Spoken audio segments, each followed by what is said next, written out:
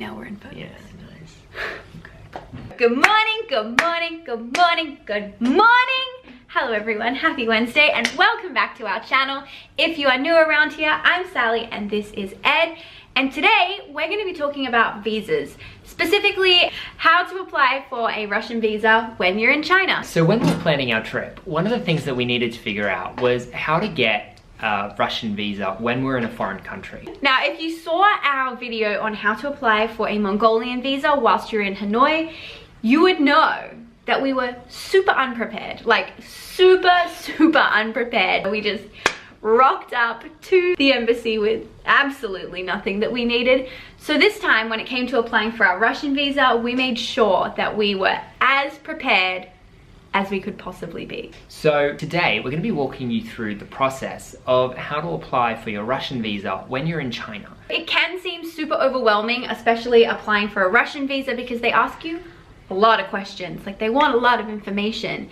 But I promise you guys, it is super straightforward. So that's what we're going to be breaking down today. Breaking it down. Breaking it down. We are not experts in getting visas. We're just going to be sharing some of our experiences and what we did wrong. So hopefully you can do better than we did. So before you even get started applying for your Russian visa, there's a few things that you need to have before you can complete the application. The very first thing that you need is a Russian tourist invitation. So you can get these online, or you can get it through a tour agency or a hotel booking, but it's essentially a letter from the Russian Ministry of Tourism inviting you into the country. The consulate will not process your visa unless you have a Russian tourist invitation. We've linked below exactly where we got ours from. It was about 12.50 euros and it was just an online application form. The second most important thing that you will need is proof of entry and exit into Russia. Now this can be a bus ticket, a train ticket, or a plane ticket.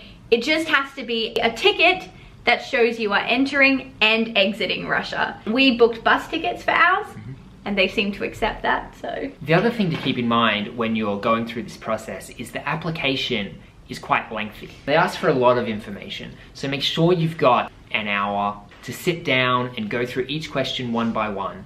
It's going to ask you about the tourist invitation, the company you got that with, what your itinerary is, your entry and exit dates that were on your ticket, your work history, what your manager's name is, your parents' names, every country you've been to in the last 10 years. And not only is it gonna ask you every country you've been to, but it wants to know on exactly what date, what month, and what year you were there. To be honest, we just put the month roughly and the year because who remembers 10 years ago? Oh, what date was I in New Zealand? I know that it was roughly in November, but you know, 10 years ago I was 16.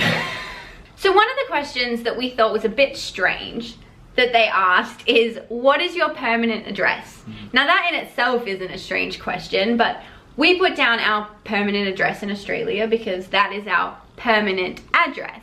What they really meant by this question is, what is your address in China? Because when we got to the visa application center, they actually made us change the form. We found this a bit odd because when you read your permanent address, you assume, obviously, that they mean your permanent address. So just when you're filling out the application in China especially, but probably when you're in other countries, maybe just check to make sure that when they ask for your permanent address, do they want where you live, like as in your home, or where you staying? Yeah, exactly. Please don't get put off by the fact that the process asks you a lot of different questions. Applying for this visa is not hard. It's just lengthy. They really just want a lot of information from you. Once you've completed the application process online, before you head to the visa application center, here are the things you will need to take with you.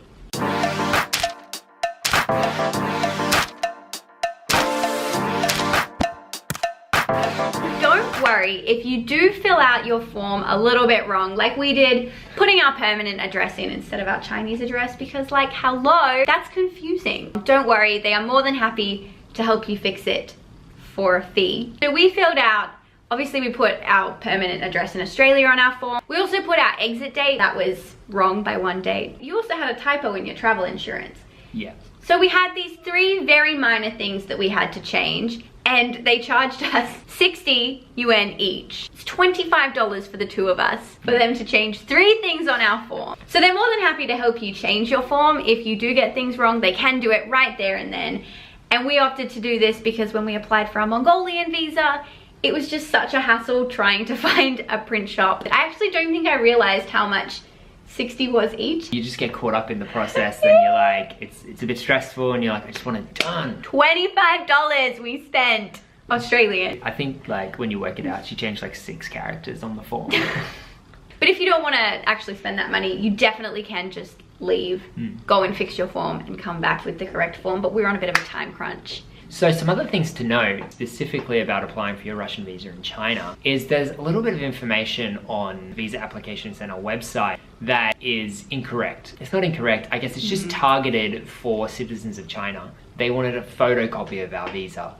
Our Chinese visa. A photocopy of our Chinese visa, which it doesn't say. Yeah, it doesn't say that. They also wanted 2 photocopies of our passport, and it doesn't say that. The fees were different to the fees that were on the website. For a citizen of China to apply for their visa, it was only 325 yuan, but for us as Australians, it was 452? Yeah, 452. There was also a visa processing fee that wasn't mentioned on the website.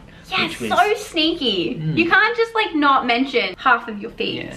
So there was a 240 yuan processing fee. And then on top of that, we had our fee to change the form and then costs of printing on top. Just something to be aware of when you're going to apply for your visa in China is there are a couple of fees, hidden fees, I guess, that you might not have thought about. The actual visa processing fee was 240 yuan. And the visa fee is 450. So you're talking about paying almost half the price of your visa in a processing fee. I think that took us by surprise a little bit that this like little fee was thrown in there, on top of the fact that we did have to pay to change our form, and then they charged us because we didn't have 2 photocopies of our passport and we didn't have a photocopy of our Chinese visa. They also charged us for that as well, and it wasn't cheap. It was very expensive for these extra little things. So once you've got everything that you'll need, the easiest way to get to the application center is to get the Shanghai Metro to East Nanjing Station. Once you get there, it's a 650-meter walk to Middle Sichuan Road, and the visa application center is in a big building. In fact, there's loads of visa application centers there. When we walked into the building, there was Sweden, there was Brazil, there was the Danish application center. So if you're in Shanghai and you've got to apply for your visa, there's a good chance it's in this building. And it does say Visa Application Center on the outside, so you should be able to find it. And if not, if you walk into not 1, not 2, but 3 of the wrong buildings first, like we did, it's okay because there are security people who will just keep pointing you in the right direction until eventually you get there. Anyways guys, if you liked this video, please give it a big thumbs up. And if you haven't already done so, make sure you subscribe down below so you can continue following all our adventures as we travel through China and then Mongolia. And then hopefully Russia. And then Europe, all the way to London overland. Yes. Because we left Sydney 2 months ago. 3.5 months ago. 3.5 months ago. And we've made it all the way to Shanghai without getting on a single airplane. We'll see you in the next video.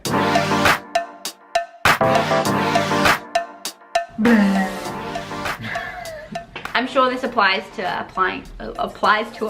That's a great sentence. I'm sure this will also apply to applying. That doesn't make sense. What am I saying? What am I even talking about? Shake it out, just like shake it up. I shake it up, do do do.